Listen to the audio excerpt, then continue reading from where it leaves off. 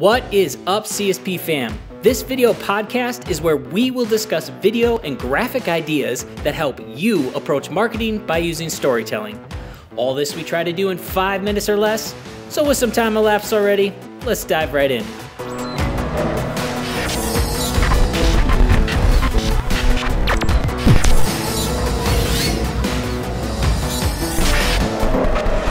It was a sunny day.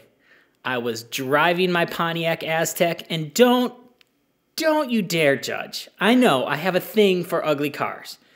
Ben, my brother-in-law Kurt, and I were all driving in a car while our wives rode in another.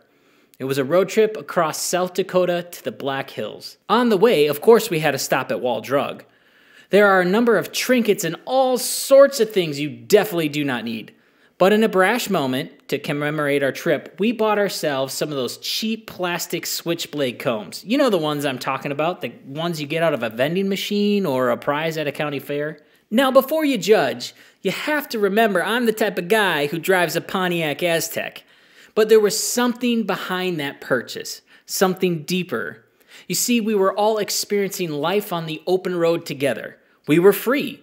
We were, for the 9 hours the trip took, unrestricted.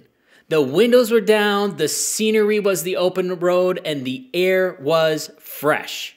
We were all feeling the same thing. We were all experiencing the same thing.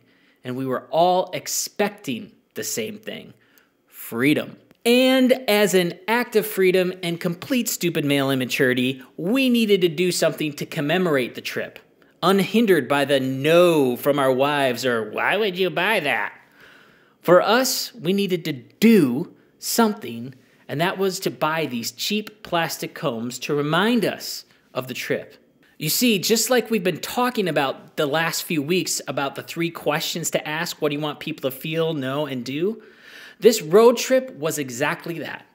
These are questions that help us with our sections of the story-based pyramid.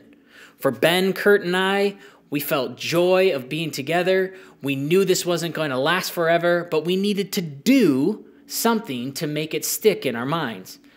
That's exactly the reason why we want people to invest in your product, service, or brand. Not because it's just a product, but because it helps people solidify an action that points to their expectation based on the emotion and belief they hold. So what do you want people to do? As we talked about the story-based pyramid these last weeks, we have set up 3 questions that allow us to define the sections of the pyramid. What do you want people to feel? That is the base of emotion and belief part of the pyramid.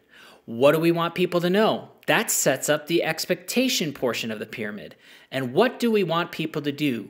Which sets up the action portion of the pyramid.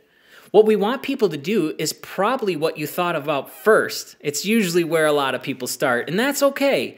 But you do need to ask the other questions if you want to inspire people towards your action. This action might be to encourage your brand, or to buy a product, or to engage in your services. Whatever it is, make sure you go through the steps of the pyramid to inspire people. Because if you're honest, this isn't just about selling something. It's about your own passion and drive to make the world a better place. And to do that, you have something you want to let the world see. That is what you are selling. Your passion. Your product, brand, or service, that's just the fruits of your labor. So engage with people by using the story-based pyramid. Remind yourself of the 3 questions and see how that makes a difference. And I know that some of you have lost the energy and drive in your own professions. Well, this might help you rediscover that passion and drive that you had at first in your career. And that's all the time we have today. Thanks for listening. Don't forget to like, subscribe to our social media, and connect with us online. I'm John Oney, and we'll see you next time.